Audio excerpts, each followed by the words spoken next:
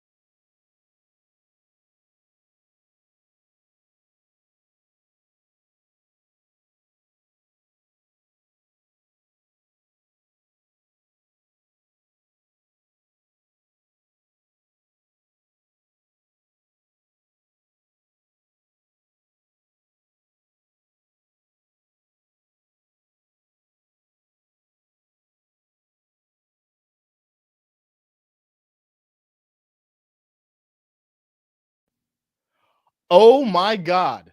Guys, you haven't been able to hear me this whole time? At 6,000 people, 6,000 of you are watching me just talk without hearing me? I don't know if I feel embarrassed or touched that you guys would actually just watch my mouth moving without being able to hear anything that I'm saying. All right, we're going to start this from the top.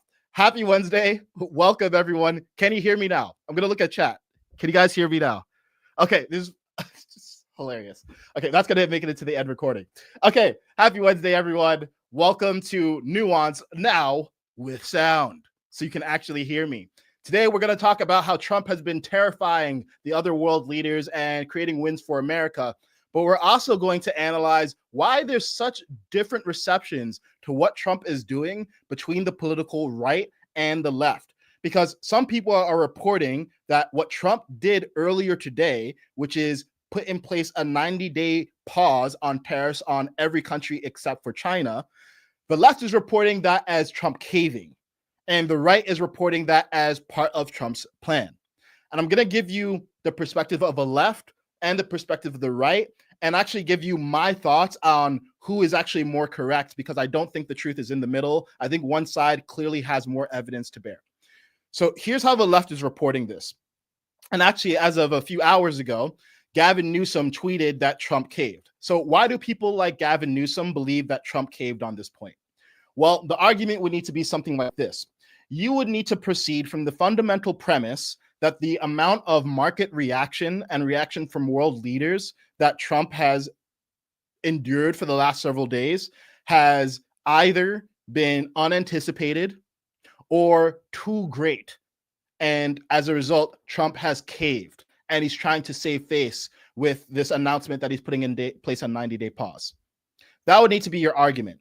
And underlying that argument is the worldview that Trump is not strategic, that he's impulsive, that he is not strategic, he can't see the consequences of his action, that he's reactionary, and that he doesn't have the nerve to withstand being hated or disagreed with by the world. That would need to be your argument. Now, the political right is reporting this as a win by Trump. And it depends on who you're talking to, but it's anywhere on the range of, hey, Trump is being responsive to moves in the market and he's making a smart move, to this is actually part of Trump's plan and he anticipated this move all along. And the argument there would be Trump has been planning and he has smart people around him who have helped him in that planning. For example, people like Scott Bessent, the Treasury Secretary, one of the most successful macroeconomic investors of our time. He's actually the guy who worked with George Soros, who I know is the boogeyman on the political right, to short the British pound. So this guy is no slouch when it comes to foreign markets and currency management and trade and understanding the bigger picture. The other argument in favor of that would need to be, well, Trump is very used to adversity. Trump has been canceled and convicted and nearly killed. So if there's any guy who has the nerve to stand up to world leaders poo-pooing him for imposing tariffs, it would be him. A third argument would be, okay, well, if you're going to say that Trump caved, why did he cave on pressure from EU and South America and non-Chinese Asian nations, but not China? Why did he selectively cave? Why would he only cave to part of the world, but not the most threatening part of the world and our actual biggest political, military, geopolitical, and economic rival? So that would be the counter argument. And both of these proceed from fundamentally different worldviews that are basically founded on either your distrust of Trump or your trust of him. And if you fundamentally distrust him, it makes perfect sense that you would be like, oh, he's just impulsive and the markets were too chaotic and there's too much fear, uncertainty, and doubt. So eventually he had to cave because everyone in the world stood up to this bully Trump. And then the argument on the right would be, well, no, I fundamentally trust Trump. He had a successful first term of economic policy, and he has been announcing that he wants to have tariffs, not just for the last 4 days or even last few months, but actually since the 80s for the last 40 years. So he anticipated that there would be resistance, but he's staying the course here. The way to think about this is not, oh, well, there's two options and they're 50-50. No, the way to think about this is there are two possibilities with different probabilities. So what's the best argument for either? And it's not 50-50. It's also not 100-0 because this is not a binary, right? So we should be able to structure an argument and assign a probability to either outcome. Now, probably unsurprisingly at this point, I fall in line with the right. I believe that this is actually part of Trump's plan. I think he's actually a lot more strategic and intelligent than people give him credit for. And I'm not just saying that off of assumptions because I'm someone who voted against Trump the last two times. I think he actually has a track record of economic policy, not just when he's president, but also when he was in private industry, that proves that he's just demonstrably good at negotiating. He's made a whole life out of deal making in real estate and construction. And this manner of very aggressive messaging and very, let's say, a lot of like powerful posturing to get what he wants, this is pretty standard fare and par for the course for Trump. That said, it is possible that there's a non-zero chance that, yeah, he didn't anticipate this level of economic pressure in the opposite direction. And the US bond markets were looking really bad because China started selling US treasuries. And as a result, he decided, okay, this is too much pain. I personally would assign the chances of that at somewhere around 10%. I think the chances are really low. And the part of the reason why is because, again, part of the reason that the markets have been so reactive are because China is selling US bonds, but he still has tariffs on China. And moreover, he amped up the tariffs to 125% at the same exact time that he announced a 90-day pause. So that's the way I want to invite you to think about it, because look, not everyone is staunchly on the right or the left. In fact, most people in the country identify as independent at this point in our history. And most of us, myself included, are not actually in a strong position to evaluate macroeconomic policy. This is not something I feel confident on. I don't have a good idea of whether tariffs are the right or the wrong way. However, when it comes to the behavior of people, we get to see consistent patterns in behavior. And just like Trump had, remember with Kim Jong-un and North Korea and the ballistic missile posturing and him saying that he has nukes and they're bigger than Kim Jong-un's and he has a red button and is bigger than Kim Jong-un's. He's very aggressive in his messaging, and that's how he likes to negotiate. But also, just from a human behavior standpoint, think of it this way. Let's say that you actually want not high tariffs, but equal tariffs.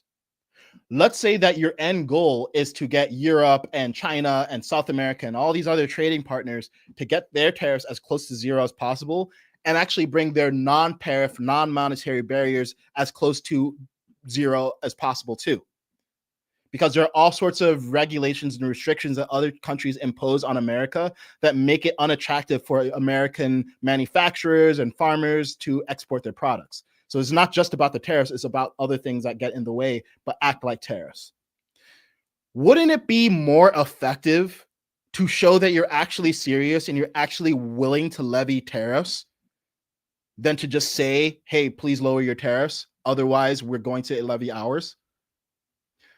If you're dealing with a negotiating partner and you're on the other side of a table from someone, don't you believe them more if they've actually done what they said they're going to do? So in my opinion, this is a guy who got canceled, who got convicted, who got nearly killed, who the media has been demonizing for 10 years, who has had the most difficult political journey of any US politician ever. The idea that after 4 days, he would cave to the pressure, yeah, I'm going to assign that a low probability. Not zero, but pretty damn close. So I'm curious to hear what you think. But in the meantime, I want to talk about the bigger game in play here. Because it's so easy when people are on social media and you're constantly ingesting all of these hot takes and you see the stock market correcting and you see people freaking out because their portfolio's red and you hear this fear mongering and you have a bunch of Nobel laureates saying that tariffs never worked and it led to the Great Depression. It's so easy to myopically focus on the moves of the chess pieces rather than zooming out and evaluating the whole chessboard. So let's look at what's been happening on the chessboard. All across the world, other countries have been responding to tariffs with either lowering their tariffs, proposing lowering their tariffs, or operating or offering concessions to the US in response to our tariffs. Let's start with the European Union. The EU publicly proposed a 0-for-0 tariff agreement to eliminate tariffs on industrial goods between the US and the EU. And their goal was to de-escalate trade tensions with the US. Now, they have said that they're willing to engage in retaliatory tariffs, but they've made it clear that they're willing to get to 0-0, which is something close to what Trump has wanted. And that's according to Bloomberg. They've indicated negotiations to reduce tariffs on $23 billion of US imports, gems, and especially auto parts. Elsewhere in the world, in India, according to The Guardian, India is considering slashing tariffs on, in their case, $23 billion of US imports in response to our 26% tariff on them. And they're proposing slashing the tariff that they impose on us for electronics from 20% to 10%, for gems and jewelry from 5% to 2%, auto parts from 15% to 7%. Back on the Western Hemisphere, our neighbors to the south, Mexico. Did you know that they deployed 10,000 National Guard troops, the Mexican National Guard troops, to the US border to help with illegal immigration and fentanyl? Up north, did you know that Canada invested $1.3 billion in border security, 10,000 in frontline personnel to monitor the northern border, appointed a fentanyl czar to deal with fentanyl coming from Canada into the US? And that's in response to tariffs. That's in response to tariffs. Back out east, Taiwan. Taiwan has offered to cut tariffs on US goods, likely energy and agriculture, and boost their imports. In private industry in Taiwan, Taiwan Semiconductor announced months ago over $100 billion of investment in the US. That's a huge deal because the majority of semiconductors and AI chips that we rely on for large language models and for military technology come out of Taiwan more generally and out of Taiwan Semiconductor more specifically. That's a big win for the US. They also announced that they're planning on building some factories here in the US. This is huge from a geopolitical standpoint because one of the reasons that Taiwan has been such a hot button issue is because, yes, I think part of it is benevolence and US caring about the sovereignty of Taiwan. But honestly, I think the majority of it is because we're dependent on Taiwan. And if China takes over Taiwan, we are cut off from the resources that we need for AI and military technology. So this goes beyond economic implications. In Japan, they agreed to increase investments in the US, and they've said that they want to prioritize purchases of American resources. Vietnam, they cut their tariffs on liquid natural gas from 5% to 2%, on cars from around 45% to 64% to 32%, ethanol 10% to 5%. Argentina cut their tariffs to 0. Brazil making similar moves. So that's what's been happening all across the world in just the last few months, and in many of those cases, the last few days or weeks, in response, not just to the threat of tariffs, but to the actual imposition of tariffs. So again, bringing you back to the question, what's more likely here? That Trump didn't realize other nations weren't going to like this, didn't realize that the stock and bond market would react negatively, and is now running away with his tail tucked between his legs on everyone but China for some reason? Or that he realized he needs to show a show of strength? So it's like, damn, Kaizen, when you put it that way, it's pretty obvious. I would hope so. And part of the problem here, and I think Trump indicated this during his address to Congress several weeks back, I think there's some people who it doesn't really matter what Trump does. They will always find a way to spin it negatively. And there's also people who, no matter what, they'll find a way to spin it positively. The way that you cut through the rampant dogmatic negativity and the rampant dogmatic positivity is by reducing things to first principles and assigning probabilities, rather than just committing to whatever emotionally confirms your existing bias. Because we all have biases. I used to have a bias against Trump. I currently have a bias for Trump. And that bias, I like to believe, is built on a foundation of trust and evidence, and me actually like doing what I'm doing right now with you guys and really assessing, why do I believe what I believe? What evidence do I have? What data do I have to support the view?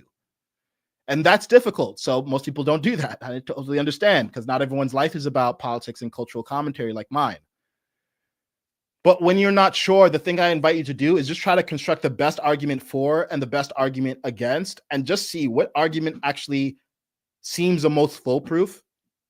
Because ultimately, none of us know what's going on in Trump's head. We don't know what's going on in Trump's cabinet, but we can at least make some reasonable guesses and look at where there's logical inconsistencies and then aside a probability and go from there. That's all you got to do. But ultimately,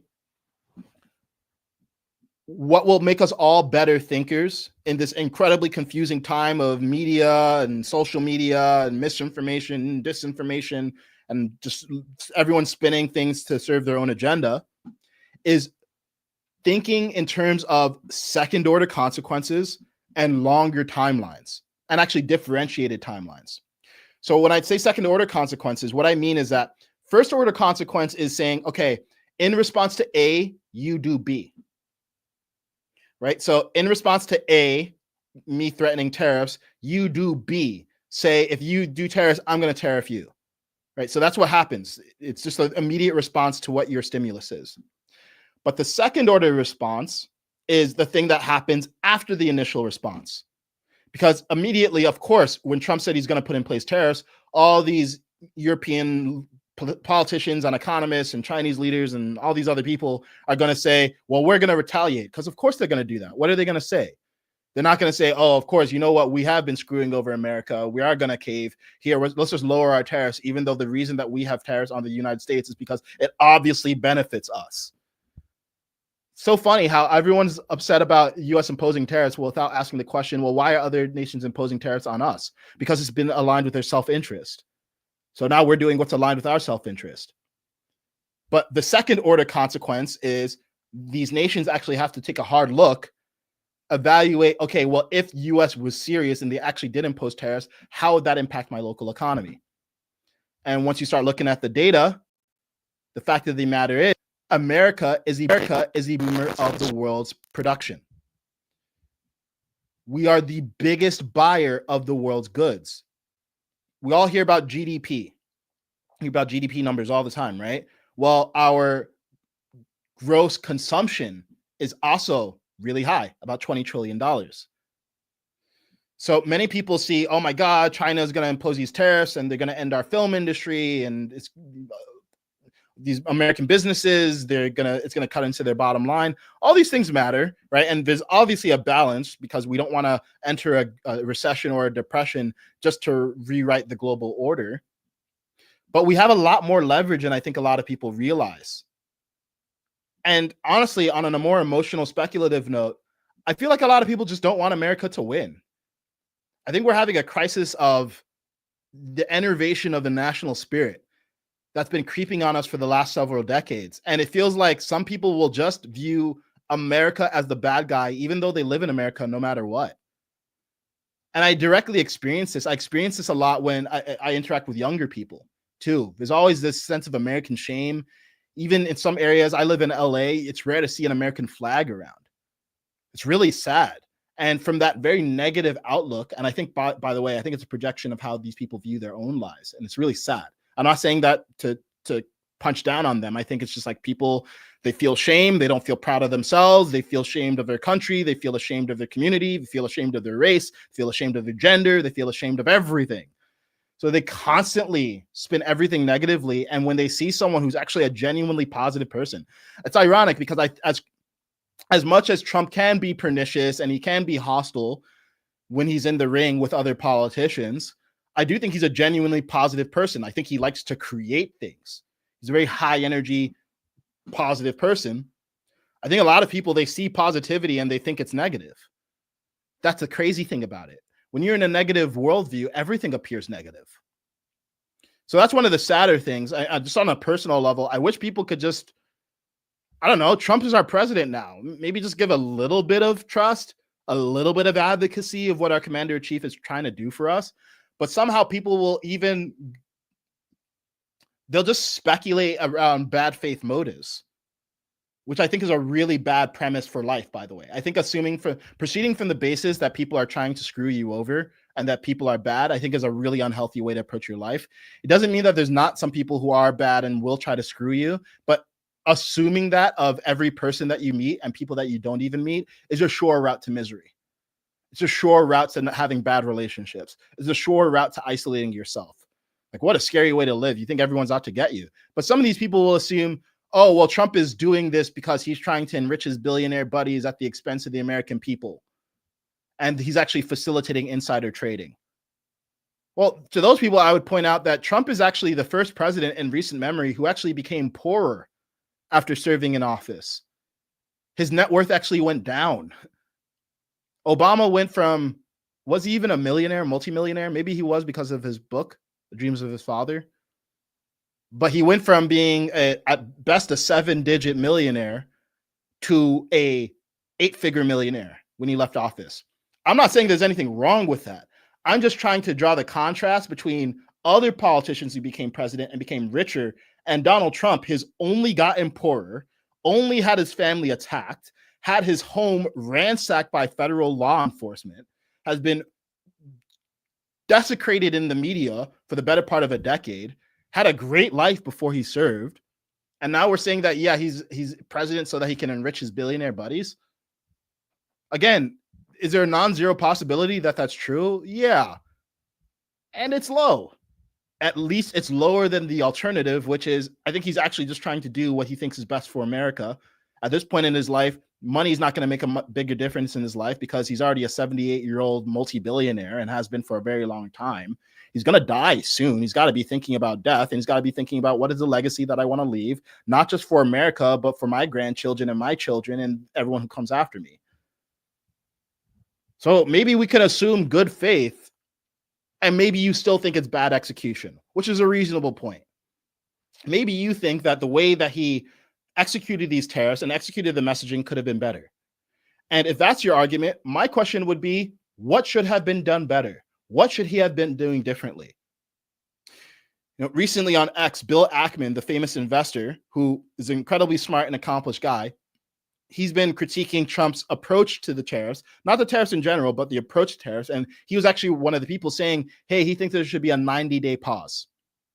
And actually, the one good argument for the idea that Trump didn't fully plan this, but he's making a smart move, but he's being responsive to the amount of reaction that he's seeing. One argument you can make is he actually saw statements by qualified people like Bill Ackman and said, you know what? Yeah, 90-day pause would be good at this point. And he followed through on that. So it's the truth may be somewhere in the middle. But I would even say then, well, would it actually have been effective to say, hey, starting April 9th, I'm going to put in place a 90-day warning period. And at the end of that 90-day warning period, if you have not lowered your tariffs to be 0% or reciprocal with ours, we are going to tariff you.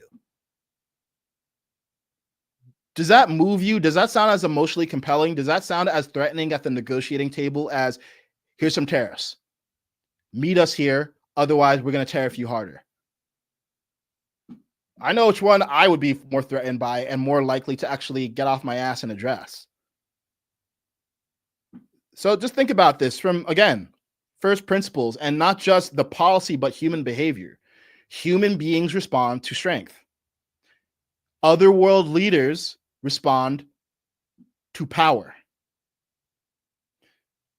And to weave something in here, you guys remember the Zelensky incident from several weeks ago, where Zelensky went to the Oval Office. There were 39 minutes of Zelensky demonizing Putin, whether you think that's justified or not, that's what he was doing. Of Zelensky saying that he needs security guarantees, of Zelensky getting visibly emotionally agitated until Trump finally said, hey, Zelensky clearly hates Putin. You see what I'm dealing with. And one thing that he said that I think was one of the most transparent things that anyone has ever said in geopolitical arenas is you don't have the cards. You don't have the cards.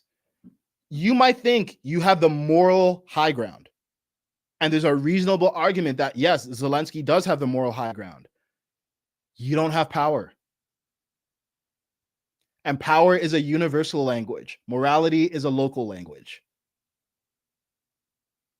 Even if you can't speak to someone from the other tribe, if they got spears, or rather, if you got spears and they got muskets, you know what language y'all are speaking. That's the ugly truth of the world. Most of what happens in the world on the geopolitical realm is not about morality. It's about power. So in order to get other countries to do what you want, merely saying it's not fair that they have higher tariffs on us is not going to get a lot of them to actually comply. You have to actually show that you're about it. Them's the rules of the jungle.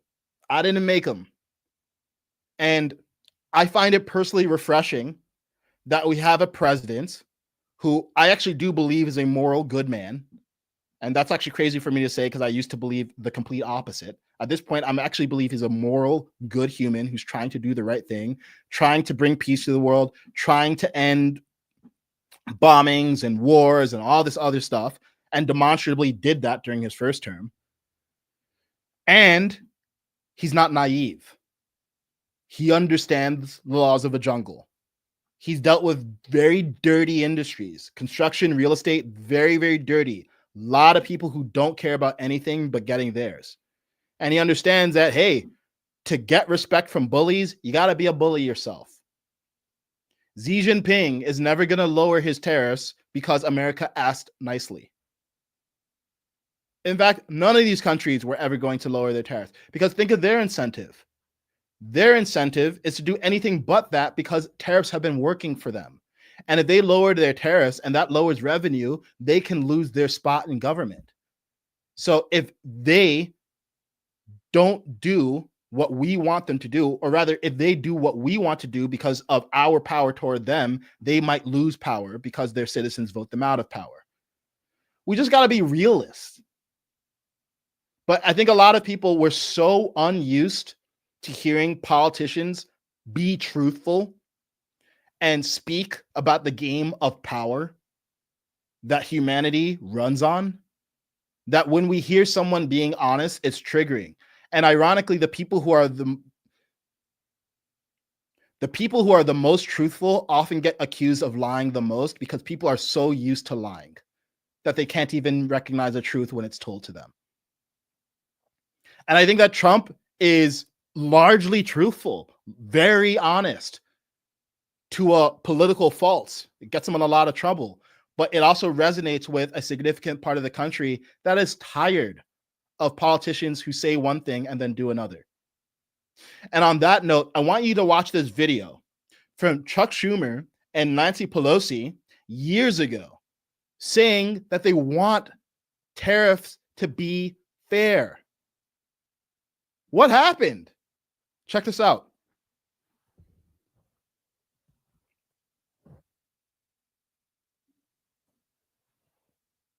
Schumer and Nancy Pelosi, they've been talking about tariffs for decades. How far does China have to go? How much more repression? How big a trade deficit and loss of jobs for the American worker? It says to the Chinese that their unfair trade policies have got to end. It says to the Chinese, this is a shot across your bow. Reform, because if you don't, there are going to be dramatic consequences. How come when these Democrat elites want tariffs, everything's hunky-dory, but when President Trump wants tariffs, all hell breaks loose? Do you see this double standard? I love this guy, whoever the hell that is. That's really nice. I appreciate that question. No, Chuck Schumer, Nancy Pelosi, everybody knew you had to do it, but they never had the guts to do it. It does take guts. It even takes guts for our country to go through it. That's why I say be cool. They were saying about, see, just be cool. It's going to work out. It's going to work out, and it's working out. I can tell you, working out. maybe faster than I thought. But I said it's going to take a little conditioning. It's a transition to. I think it's a transition to greatness. It's going to be greatness. Our country is going to be. There'll be nothing like it. And people investing in our country, they're going to do better than they've ever done before.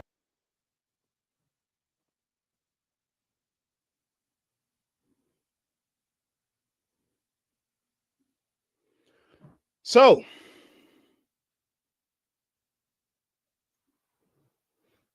imagine that. The same people who are criticizing Trump now for doing what they wanted done years ago. It's the same people. These people always just say what sounds good and what will get them votes, but they don't actually have the Constitution and the moral integrity and the clarity to follow through on it. And this is part of why I left the left, because the left used to stand for something, even though they didn't actually follow through a lot. At least they used to stand for the working class and stand for let's not have the manufacturing base disappear and go to China. Those actually used to be Democrat positions not too long ago. And you know what's actually really emblematic of this? You guys will recall during the election that this is near the end of the election cycle. Trump introduced his policy of no tax on tips, which is a very populist, formerly Democrat policy. No tax on tips. And then very soon afterward, Kamala added no tax on tips to her platform. So what these people can't seem to acknowledge is that he's actually doing some things that they agree with, but they're so locked into their tribe that they can't acknowledge it. It's so sad. It's so sad how even when someone is actually doing what you wanted to do, but did not have the efficacy to do, you still can't acknowledge it. And personally, I am just so tired of this. I'm tired of the tribalism on both the right and the left. And part of what I think is appealing about Trump, recall that when he originally ran for president, he was an outsider. He was not a Republican. He was just a guy who registered for the Republican Party, and the Republican Party hated him. He was attacked all through the Republican primary. He was MAGA. He was a different thing entirely. And I think that's still the case. I think the Republican Party has basically been subsumed under MAGA. But I would go as far as to say that Trump is actually the first independent party candidate of our lifetime. He was just one who worked within the system rather than destroying it. And there's something refreshing about someone who is willing to do politically unpopular things because they believe that's right, because they're more interested in doing what is good rather than what sounds good. And Lord, have we not had that for a long time? So look, again, I am not qualified to evaluate economic strategy, and I don't think most people are, and I'm struggling to find out where all of these internet economic PhDs came from. Where the hell were you guys for the last 2 decades? Like all of a sudden everyone's a pro about economic policy and super confident that tariffs are all bad and that they know the whole strategy, that the whole strategy sucks. Well, I'm not. I'm not that smart. I'm not that educated. But what I do know is when I see someone who's honest and I see someone who cares about America and I see that the topic is complicated enough that it can't be evaluated in days, and instead we need to be evaluating these things in months at minimum and years probably, then I trust that. It's that simple. I just trust that. And am I trusting but verifying? Yeah. Are there things that Trump has done throughout the presidency so far that I disagree with? Yeah. I think the way that the pro-Palestinian activist deportations have not been good. The way that they're going about them has not been good because they've not been producing proof to the public of the reasons why they're deporting these people. I know some of you disagree with that, and that's okay. And I would hope that there's things that you can find, even if you largely support Trump, that you disagree with too. That's what it's like to be in a democracy. No leader is ever going to represent all of your values. But when I look at the collective value of American prosperity and not being taken advantage of by foreign powers, and having someone who's actually just not listening to the voters of New York and California, but actually paying attention to the heartland of America and millions of blue collar workers who feel disenfranchised, and actually paying attention to the fact that if we entered a war with China, it would actually be compromised because all of our drones are made there and all the pharmaceuticals are made there. When we actually have someone like that who is saying the unpopular thing, I would hope that the reaction to that, instead of making up theories of mind about him trying to take advantage of America and being a negative person and saying that he's a bad person because he's a billionaire, we actually stop and evaluate from this perspective, hey, how could this be good for America? And if we just started doing that, good Lord, would this whole political dialogue be a little bit more palatable. So don't blindly trust but verify, and just don't take such a negative view, because negativity is miserable. And even if you think things are going to go badly for the next 4 years, maybe you don't have to be personally miserable while it happens. Have a little hope. So those are my views on the whole Trump tariff situation. We're not at the end of this. This rodeo is long. I'm not sitting here telling you that everything's going to be hunky-dory and there's not going to be mistakes made and that everything that ends up changing is going to be for the short or long-term benefit of America. I don't know. And this is one of those areas where, yeah, because it's so complicated, you sort of need to just trust, and you need to figure out, why do you trust someone? But hopefully this gives you a little bit more clarity on some of the clearly irrational, illogical inconsistencies that are being purveyed by a lot of people who are just determined to say something negative about Trump no matter what. And by the way, I see this on X. I find it really exhausting. I don't really engage with it very often, and it doesn't happen that much to me. I imagine it'll happen to me more and more as my platform grows. People are just so suspicious and conspiratorial all the time. Like, they always just assume someone's up to something bad. And some people have deserved it because there's a pattern of demonstrably bad behavior and lying. And we actually have footage of people doing one thing and saying another. Sometimes that's justified, but I think this default of, I'm going to approach people with, I'm going to just make up some complex theory for how they're trying to screw me over. Like, damn, that's a really awful way to live. Like, I don't live my life that way. And I would rather be an optimist who is sometimes wrong than a pessimist who's always right. It's like, that just sucks. That's a terrible, terrible, terrible way to live. So now we're going to evaluate any questions that you guys have in the chat. I'm going to be prioritizing subscribers. So if you're an Instagram subscriber, X subscriber, or YouTube member, thank you for your support. You guys are making all of this time and energy that I put into this analysis and sense making possible, because I got bills to pay and I got a dog sleeping right there whose dog food is not cheap. So thank you for all of your financial support. And even if you're not providing that, just thank you for your time and your energy, because that matters a lot too, and helps me feel like what I'm saying is actually meaningful and resonating. And I feel very much in my purpose doing what I'm doing right now. So thank you. And if you are someone who has questions for me, the best way to submit the questions as a subscriber is on YouTube. There's a community section, and I posted a private post where YouTube members can post their questions. On X, if you go to the sub tab of my profile, you can post a question. And on Instagram, I've been honestly really bad about posting a private area for Instagram, because it's actually really hard to like have a persistent area where you can ask me questions. But on Instagram, if you are a subscriber, I think there's only a few Instagram subscribers right now. So just go ahead and DM me and say, hey, I'm a subscriber and you've been missing my questions, and I want to make sure I get to you. So going to take a brief pause, going to see what questions we have, going to address those. And besides that, it's going to continue for my day. So give me a second here.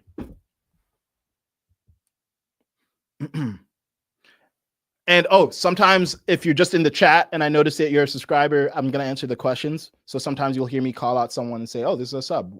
Here's a question.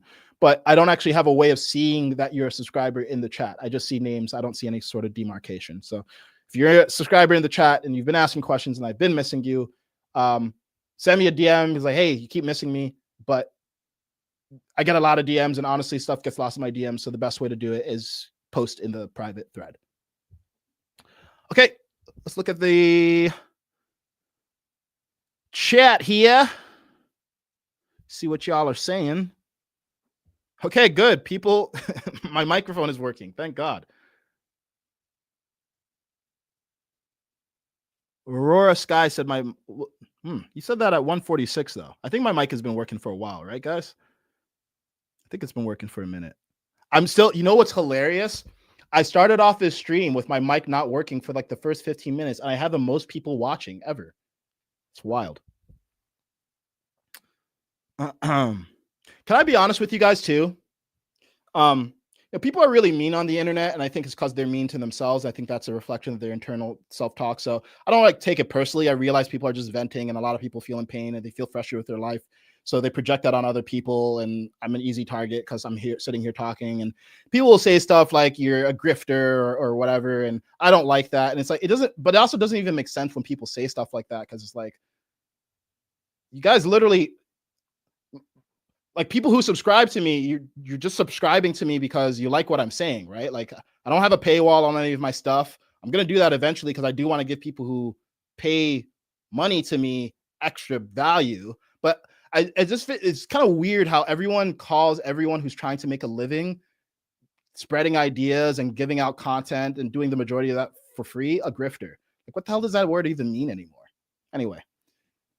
So I know the majority of you are not like that, and some people are just negative, but it's like, it's the same like negative mindset of, I'm just gonna find reasons to attack people and make up theories of mind about who they are and what they're doing for no reason. And some of these terms are just so overloaded, they don't actually mean anything anymore, but whatever. Kaizen, professional grifter here. Hi. All right, let's see some questions. Hello, Hope. My mic is better than most podcasters. Glad to hear that, cuz this might cost a lot of money. Scary Max says you are the best. Thank you. Very nice of you. Hope, I see you've been really supportive of me, recommending my account to other people. So I see you. I notice you. So thank you, Hope. Appreciate you. Aubrey is watching me from South Africa and loves my videos. That's so cool. I'm global now, baby. What's up? Glad to have you here. What time is it in South Africa? Yeah, I don't know what time it is. My parents are from Ghana, and they're in West Africa. I'm pretty sure West Africa is later in the day. So I'm guessing it's nighttime for you. One of the sanest and most compassionate voices from Young America. Appreciate that. You know what's funny? It doesn't take much these days. Like, I don't think I say something particularly brilliant. I think people like me because I'm clear and I'm honest and I'm self-aware enough to be like, yeah, this is where I'm coming from. I recognize I'm biased. I'm trying to check my biases. I'm just sharing you my process in real time. But yeah, so many people, I think, feel so unsafe. And when they lash out, it's from that place of they feel insecure and they feel unsafe. And they're just like, anytime people have a heated discussion, they become nasty toward one another. And I like to think one of my gifts is that I can stay calm during a conflict. And I don't like getting hostile with people. It's not even about like being a good person. It's just not effective. And yeah, I don't think I'm doing anything that most people can't do. And I have my own talents and gifts. And one of those is communication and arranging things in a way that resonates with people. But we can all find that level of emotional regulation, because at the end of the day, again, I'll say this, I've said it before, I'm going to keep on saying it. Everyone has in common that we all just want to have a good time. And even if you're concerned about our politicians making decisions that are going to get in the way of us having a good time, the solution to that is not interacting with your fellow human being in a way that would cause your fellow human being to have a bad time. It's just irrational.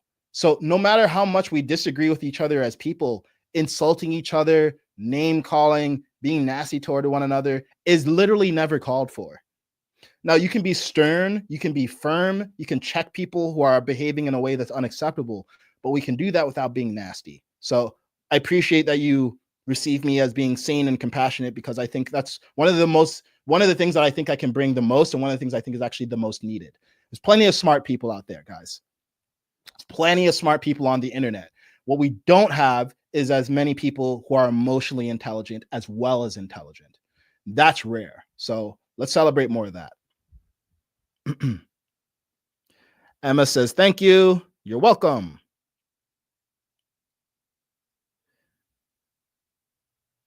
This is just the beginning. Remember, you'll keep winning. Oh, thank you. We will keep winning. And, you know, I'll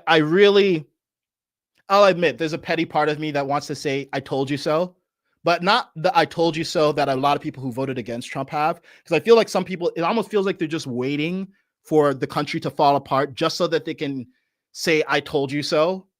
It's like, guess what? If America goes down, we all go down. Maybe you get to be on your moral high horse of you should have voted for Kamala, although even if America declined, I'll be like, I don't know how Kamala could have avoided it. But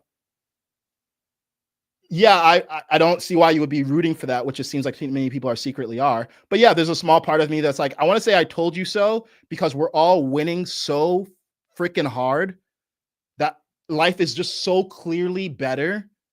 That is like, yeah, I told you so. I told you Trump was the right choice in the 2024 election. So there's a petty part of me that wants to be able to say that too, but at least it's like hoping for a positive outcome for all human beings here. It's like, I don't understand how people can be rooting for America to fail. It just makes no sense to me. But yeah, that's how negativity operates.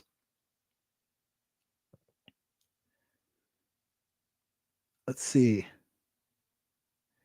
Kenneth says, negotiating 101. Never say you will do something you are not actually willing to do. Do what you say you are going to do and never bid against yourself. Yeah, it's like you only get to bluff once before it stops working. And Trump has been, you could say actually the bluff came well before April 7th or whenever he originally levied the tariffs. When he kept saying, I'm going to tariff y'all. I'm telling y'all the tariffs are coming. I'm telling y'all April 2nd, tariffs are going to hit. And then he did it. And now people believe him. So next time he says, hey, after 90 days, if you guys do not lower your tariffs, I'm going to tariff you.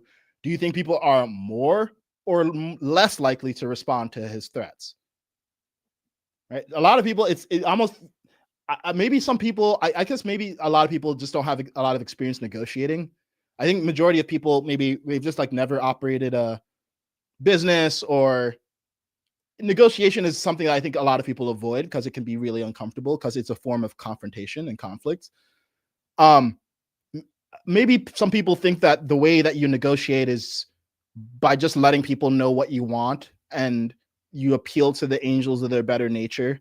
Or maybe people think that you just lie to negotiate. But no, I actually think the most effective way to negotiate is be very clear on what your boundaries are and actually be willing to enforce them and walk away from the table when your needs are not getting met.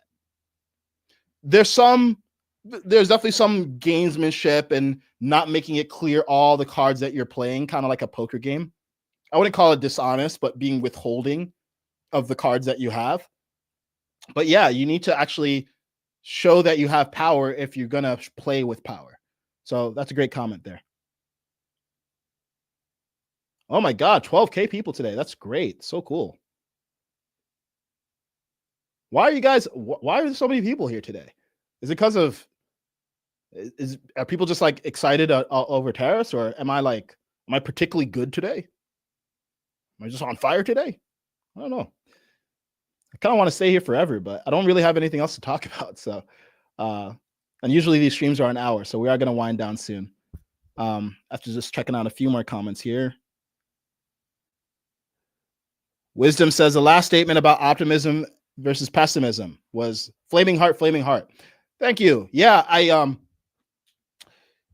I just think that the problem with pessimism, and this is not the same thing as being practical, right? Like being practical is recognizing, yes, there are people who are going to try to take advantage of you. There is danger in the world. There are psychopaths and narcissists and all these sorts of people. But it's recognizing that, hey, if I'm constantly on the reactionary, I'm constantly on the defensive, I can't be proactive and I can't be creative because you're constantly trying to defend rather than create. And it's just like, yeah, it's an agitating, an anxious place to live from. And I don't want to live from that place. Got one life. I don't want to spend my whole life assuming everyone's out to get me and everything's going to end. And also, guys, it is objectively the best time to be a human being. There are more people on the planet. We have less violence than ever, despite the fact that if you go to social media and mainstream media, it feels like there's constantly war happening. Only 0.01% of males die from homicide now. It used to be 20 to 30%. We're talking about several orders of magnitude safer. We're talking about creating enough technological abundance that 9 billion people can be on the planet at once. We're talking about having so much abundance that the problem actually already might be, but very soon is definitely going to be too many obese people, not too many people dying from starvation. I think we're actually at the point where there's actually more obese people than people dying from starvation. I'm not sure. But like, we got problems to solve, and we always will, and we're not in a utopia. Not to be optimistic about, we have a pretty good track record of not just surviving, but thriving. And without getting into abstract things like what's the meaning of life, I think one of the successes of life is creating more life. And we've been doing that for as long as we've been around. So yeah, I just don't really see good reasons to be optimistic or pessimistic on a civilizational scale or on a personal scale. So I agree with you there.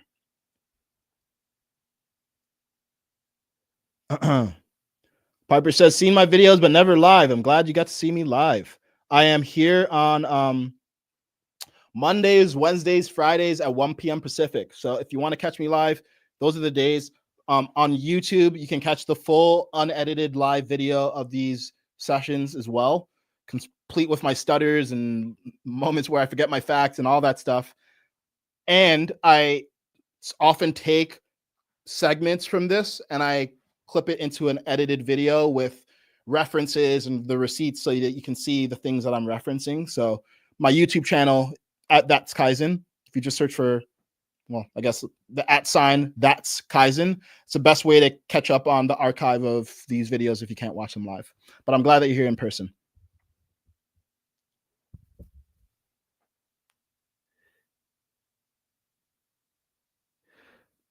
Kaizen talked about, Hope says, Kaizen, you know what? Let me put your comment on screen, Hope. Great. Thank you. I appreciate your support. Kaizen talked about tariffs before it all went down. Everyone who watched his show didn't have to sit in spaces and debate it in circles. Probably why he's trending. Cool. I didn't even know I'm trending. I don't know if I am trending. I don't know what trending means, but cool. People are paying attention. Yeah. And I think what Hope is referring to is I actually made a 40-minute video where I took a podcast with Howard Lutnick, who's the Commerce Secretary, a podcast with Treasury Secretary Scott Bessent, as well as just knowledge that I picked up from paying attention to this stuff, compiled into a 40-minute, this term is so overused, but masterclass video explaining what the comprehensive Trump economic strategy is. So everything that I'm talking about is not from like an evaluative point of view. It's more descriptive. Like, I'm not saying whether I think it's a good strategy, but I know what the strategy is. And you can too, if you just watch that video and invest 40 minutes. And the reason I made it is because I felt like people were just narrowly focusing on different parts of the strategy. And actually, this is a good time to recap the strategy just briefly. People are focusing on tariffs, and that's a flashpoint because the thing about tariffs is they're very clear and quantifiable. Right? Like, if you see 104% tariff on cars, like, everyone can do the math and be like, oh, wow, that's going to double the price of a car. But what you guys don't see is the impact of the Trump administration slashing regulations that have made it less attractive and more difficult for American corporations to make things in America. What you don't see is the impact of the Trump administration drilling for more energy here in America and thus lowering energy costs. And by the way, the cost of oil, gasoline, eggs, all down right now. What you don't see is, how do I say this? Well, at least you don't see the hypothetical plan to cut the income tax under 150K for all Americans if we manage to make more of our money from tariffs. The reason I'm saying this is because tariffs are just one, very important, but just one piece on the chessboard. And it's one of those things that elicits the most emotional reactivity, but it's not the whole strategy. There's a bunch of different moving parts, not just on the geopolitical chessboard, but even on the domestic chessboard of things that they're doing. And even if none of us are in a position to evaluate whether it's all going to work, you can at least make sure that your evaluations are based on a comprehensive understanding of everything that they're doing, rather than myopically focusing on one piece. So that's why I think it's important.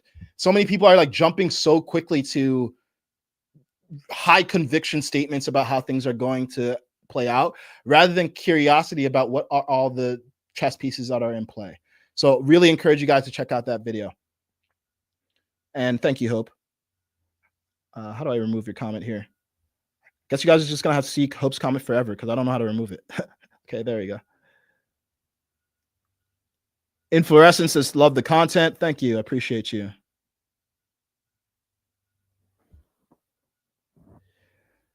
Christian says you often get reposted by Elon. That must feel insane. Yeah, okay, we'll end on this story. Just a cool story before I go. So how did the whole Elon thing come about? So I originally actually started trending on Instagram. So this is actually great. I've never been a political person, but I voted Democrat my whole life until last year. And I'm Black. I grew up in New York. I went to Harvard. I live in California. I worked in the tech industry. So I was just in liberal circles all the time. And I believed everything that the media told me about Trump, that he was a racist and a misogynist and all these awful things. And I voted against him in 2016. I voted against him in 2020. And I went through some personal changes and transformations and awakenings in my own life. And then by the time 2024 came around, I started to realize how much the mainstream media had lied to me about just everything. I mean, they just constantly lie and constantly spin things and pretend that they're not biased when they are. We have the New York Times saying in their mission statement that they seek the truth no matter where it falls, when they clearly don't. They've been on a campaign against Trump for the last decade. But yeah, on July 13th, something flipped for me. Something really fundamental flipped, because prior to that, when I saw Biden on the debate stage senile, and I saw the felony conviction that Trump was hit with, that was a lot of hot air, I got off the Democrat train. I was like, I don't trust the Democrats. I don't trust the media, but I still don't feel comfortable with Trump. So I'm on team RFK. That's how I felt at the time. Then July 13th, 2024, Trump nearly gets assassinated. That was the first day that I ever made a viral video, because I literally felt it in the middle of my chest. I was like, I got to say something, because I'm tired of the lying. I'm tired of the BS. And made a post, and it just went bonkers on every platform. And then all of a sudden I got a bunch of followers and people started paying attention to what I had to say. Over the 7 months after that period of time, and you can find this in my Instagram videos, I basically documented my journey on going from hating Trump to disliking him, but really not liking the Democrats, to being like, oh crap, I kind of like this guy actually, and I think he's right about a lot of things about America, to being full blown, yep, I think he's the right answer right now. I'm supportive of him. It's trust but verify, but I think this is the right direction for the country. And that went on for a good 6-7 months. I got zero traction on X though, because on X I had a small audience of around 4,000-ish people, but they all came from the video game days, because I used to work in the video game industry, and I was like a minor, I guess, celebrity in the video game industry, because I was a commentator for esports competitions, League of Legends. And I also ran League of Legends tournaments at Riot Games. It's a video game company that makes the game. And that audience is, first of all, they don't care about politics. And secondly, they're probably more left by default, because that's kind of just how gamers tend to be. And the night that Trump won, literally election night, it was kind of a mixed emotion, because it was like the end of a journey for me of going through this huge political and personal shift too.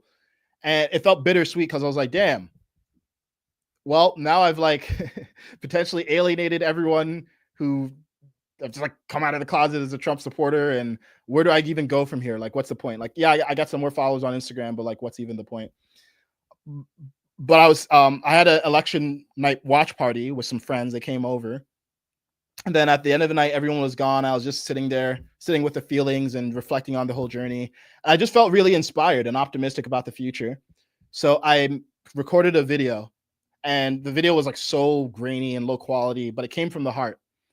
And one of my followers, he used to be one of the founders of the company that I used to work at.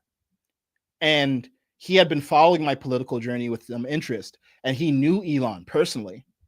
And he saw my post, and he DM'd me, and he's like, hey man, you should post your stuff on X. I think your stuff would do well on X.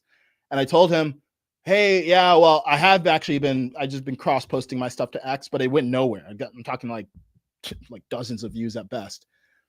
And I told him that. And he said, well, send me a video of yours and send me a link to one of your videos. Maybe I can have some friends help promote it. And I was like, okay, yeah, sent him the video. Didn't think anything of it. I think it was either the next day or the day after that, I wake up And I like go to yoga in the morning. I go to yoga to like get out of my head. Hot yoga. It's the best. If you've never done it, amazing. I know a lot of guys think yoga is like girly or gay or something, but I don't know. Hot yoga is amazing. And I'm usually in my head a lot and it helps me get in my body. So anyway, I was driving back and I was like, just kind of felt down. You know, those days that you just feel kind of down. And I was like, what am I even doing with my life right now? And I was listening to a podcast between, I think it was Chris Williamson and Ben Shapiro. And I was just interested in Ben Shapiro's thoughts. And I got to the end of the podcast and he was talking about Elon. He was talking about how Elon has this childlike outlook on life because he just, you know, he's like a child in a way. He just goes and does things. Like he doesn't have all this, it doesn't seem like he has all this neuroticism about whether he can get to Mars or do these crazy things that he's doing. He just does it. And Ben Shapiro is saying it makes him feel that childlike sense of wonderment and can do anything. And then Ben started talking about the importance of gratitude. And I was driving and I was like, yeah, what am I feeling down about? Like, I have a great life, freaking driving back from yoga. Like, let me just go get a smoothie and like get over myself. Stop taking myself so seriously. So I pull over to the smoothie joint. I haven't looked at my phone all day. I look at my phone and I see a bunch of text messages and they're mentioning Elon Musk. And I'm like, whoa, why are people texting me about Elon Musk? Did he, like, God forbid, get it, like, so someone try to assassinate him too? Or did he turn on the Neuralink chip and enslave all of humanity? Like, why are people texting me about Elon? And I look at one of the posts and I see, oh my God, he just reposted one of my posts. What the hell just happened? And, you know, obviously if Elon reposts one of your posts, it's like, yeah, all of a sudden millions of people are seeing what you're saying. It's a crazy, crazy moment. I'll never forget it. And then I was like, how did that happen? And I realized, oh, my friend who asked me to send him a link because he was going to send it to his friends. One of his friends was Elon. He didn't mention Elon. It just happened. I was like, oh, whoa. Yeah. And then after that, Elon followed me and he just, I guess, really resonates with what I'm saying and has been reposting me ever since. Haven't actually met him yet. We had like minor DM interactions. I just like DM'd him to say thank you for all the promotion. And he said good messages and that's about it. But yeah, it's been cool. It's been life-changing. And for me, the personal lesson that I took away from it, because I had been a content creator before that. Like I shared self-help and personal development, wisdom and stuff like that. It's still on my Instagram if you want to check it out too. I think some of the stuff, I think a lot of it's really good, but it definitely wasn't as powerful and purposeful as what I'm talking about these days. But the lesson for me was just say it with your chest. Say what you're afraid to say. Say it honestly. Say it for the sake of expression rather than to get likes. And also say it compassionately without attacking people, because you can be powerful without being hostile. And it's been life-changing. You know, after I left the video game industry a few years ago, I started a life coaching practice and I've been doing that for several years. And now I'm in the middle of a transition to, I guess, being a thought leader, political commentator, cultural commentator. So I'm still making it work financially for me. And I'm in the beginning of like really becoming pro about this. And I don't know how many of you have noticed, but I put out a video every single day or a stream every single day, except for one day. But in my defense is because I needed to go to sleep because I was going to do Piers Morgan's show the next day. But for the last 6 weeks, basically, and this is the second to last broadcast until I go to Japan on a vacation because I'm honestly super burnt out, like really tired. But yeah, having interactions with y'all like this really lights me up. That's why I'm sitting here 20 minutes after I said I would be off, because yeah, the energy that you guys give me, the positive energy, it helps me keep on going. And yeah, it's a real privilege to get to use your God-given gifts in a way that people receive. And I hope that everyone else gets that experience in their life. Doesn't need to be online, but just in whatever way your gifts are best received. So thank you everyone for the support. Appreciate y'all, love y'all. And more importantly, love each other. Remember that this political stuff is exciting. It's entertaining. It's interesting. It's relevant. But what's much more important is the quality of your life, quality of your relationships, and how we treat one another. So until next time, on Friday, I'm going to be doing my last stream until I take off for 2 weeks to go to Japan. So excited. My favorite place on earth, which you probably could have guessed because my name is Kaizen. So, yeah, see you then. Bye.